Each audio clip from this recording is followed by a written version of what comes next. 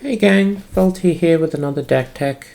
Today we're going to be looking at a standard deck that I made for a viewer of mine who requested it.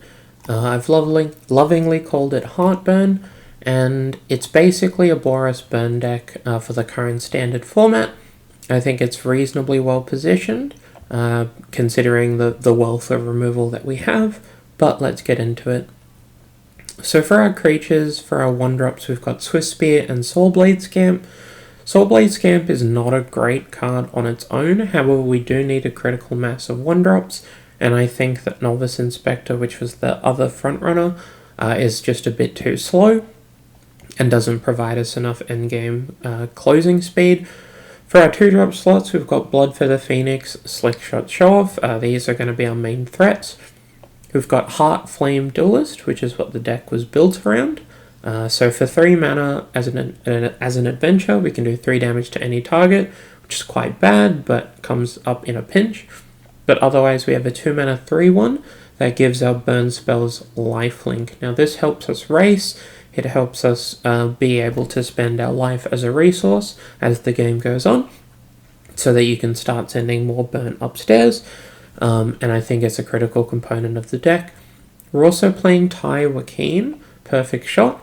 This card basically says if you burn a creature and that creature takes exact damage, so if you shock an X2 or lightning strike an X3, you draw a card.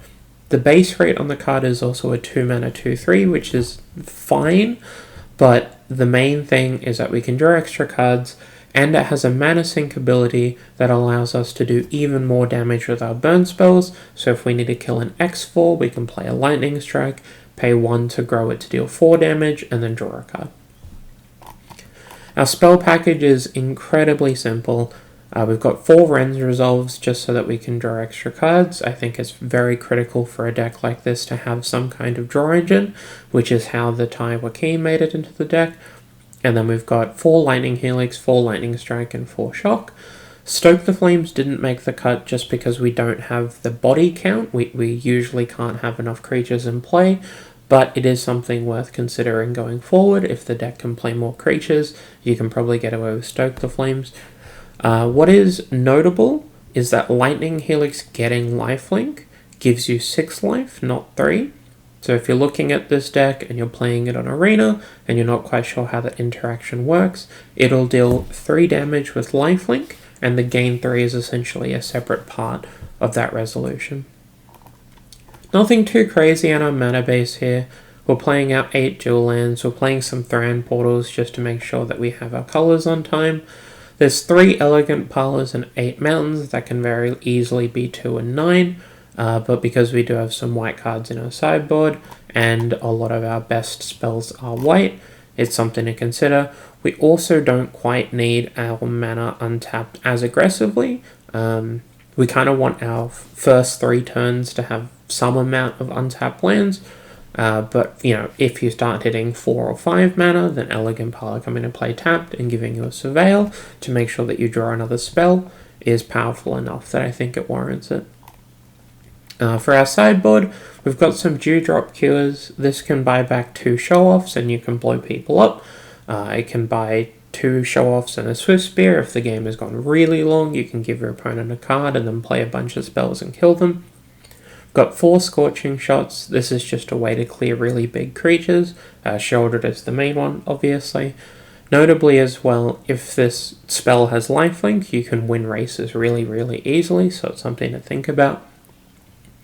There's 4 Urabrask Forges in there at the moment. I think they'll probably stay in there. This is the best red standard sideboard card at the moment, in my opinion. It just puts on so much pressure, and it's a really awkward permanent type to interact with. And then we've got some Sunspine Lynxes to close games out. This is mainly going to be for Domain. You can bring it in, do a bunch of damage, and then there are tracks that doesn't have lifelink, which is just a huge deal. Otherwise, that's the deck. Thank you very much to Kira for requesting this. I know she really wanted Heart Flame Duelist to be a thing, so I'm glad I could make it happen. I believe she's going to be playing this very soon at some standard tournaments, and hopefully you guys can get a kick out of it on Arena as well if you'd like. This video was brought to you with the help and support of my lovely patrons and donors up here. If you'd like to support me and my content and see your name on screen, you can click the links below. If you like the content, please do consider subscribing. It doesn't cost you anything, and you'll be notified of upcoming videos so you can catch anything that I release. Leave a like if you like the video, and I'll catch you next time.